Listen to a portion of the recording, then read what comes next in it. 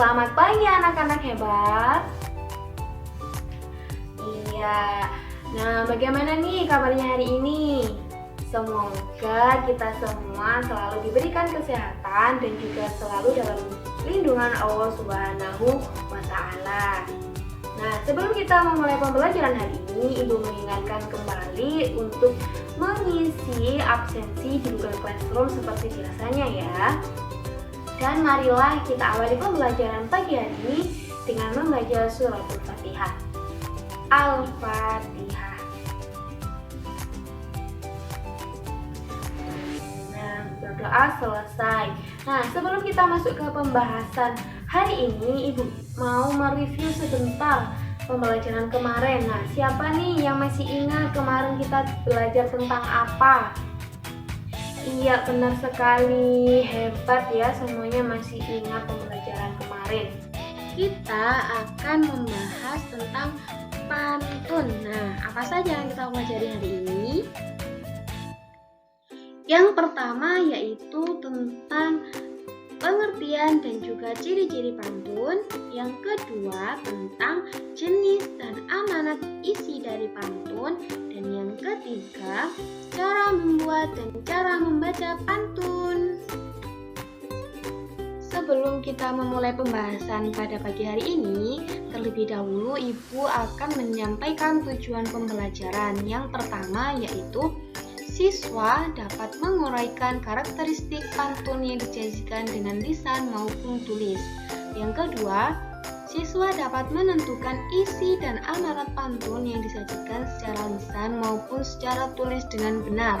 Dan yang ketiga, siswa dapat mendemonstrasikan pantun hasil karya sendiri dengan lafal, intonasi, dan ekspresi yang tepat. Yang pertama yaitu tentang pengertian dan juga ciri pantun. Pengertian pantun. Pantun adalah salah satu jenis puisi lama yang mana setiap baitnya terdiri dari 4 baris serta memiliki isi dan juga sampiran. Mari kita amati contoh pantun berikut. Burung kutilang burung dara. Burung dara jatuh ke sawah. Hati riang sangat gembira, ayah datang membawa hadiah. Nah, dari contoh pantun tadi kita bisa mengamati bahwa ciri-ciri pantun itu apa saja. Yang pertama, setiap bait pantun terdiri dari 4 baris. Yang kedua, setiap baris terdiri dari 8 sampai dengan 12 suku kata.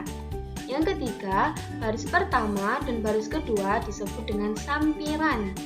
Baris ketiga dan keempat disebut dengan isi dan berima atau bersaja api-api. Nah, maksudnya bersaja api-api ini kesamaan bunyi antara baris pertama dengan baris ketiga, kemudian baris kedua dengan baris keempat.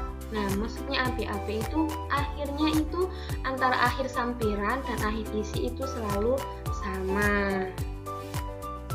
Sudah paham ya tentang pengertian dan ciri pantun? Kita akan lanjutkan tentang jenis dan amanat dari isi pantun.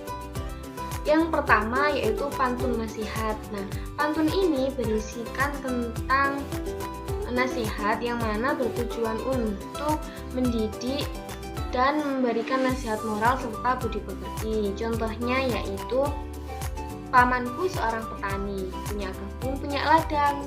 Ayo membaca buku hari ini supaya masa depan menjadi gemilang. Nah, bagaimana kita menentukan maknanya? Kita bisa melihat di baris yang ketiga dan keempat. Kita amati isi dari pantun tersebut. Nah, maknanya yaitu untuk meraih masa depan yang cerah bisa diawali dengan suka membaca buku karena buku adalah jendela dunia. Yang kedua yaitu pantun jenaka. Nah, pantun jenaka ini pantun yang berisi hiburan atau bisa juga tentang sindiran. Nah, contohnya, kapal berlayar di laut Jawa, nahkoda mengacungkan jempol, adik menangis lalu tertawa, melihat kakak masih mengopol. Maknanya yaitu seorang adik yang tertawa melihat sang kakak sudah besar masih suka mengompol.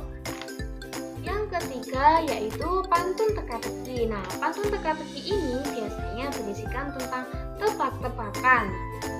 Contohnya, pergi ke kota naik taksi, sambil jalan-jalan keliling kota. Punya dua sayap terbuat dari besi. Benda apakah namanya? Hayo, siapa yang tahu?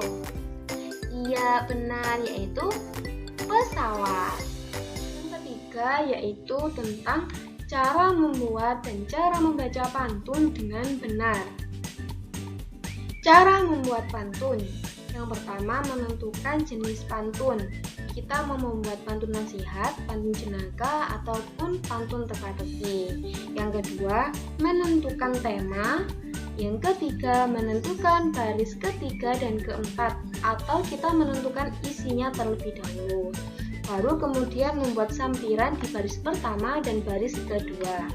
Selanjutnya yaitu menggabungkan bagian sampiran dan juga bagian isi. Selanjutnya yaitu cara membaca pantun.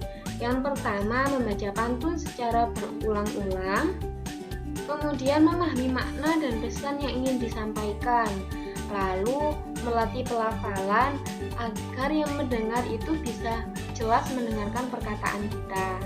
Yang keempat, kita menandai bagian yang dibaca dengan intonasi naik, turun, ataupun datar, dan juga jeda membacanya. Dan yang terakhir, membaca pantun dengan pelafalan, intonasi, dan jeda yang telah ditentukan.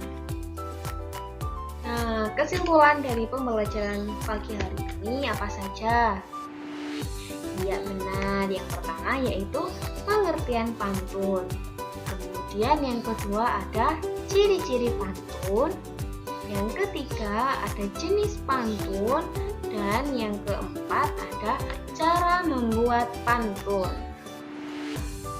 Ibu mengingatkan kembali untuk jangan lupa mengerjakan tugas yang telah Ibu share di grup WhatsApp. Nah, pengumpulannya paling lambat nanti jam 5 sore ya.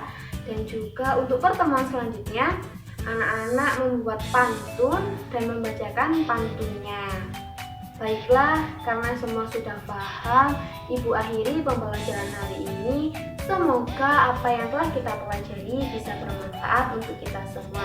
Mari kita tutup pembelajaran hari ini dengan membaca hamdalah bersama-sama. Alhamdulillahirabbil alamin. Ibu akhiri, wassalamualaikum warahmatullahi wabarakatuh. Sampai jumpa di pertemuan selanjutnya.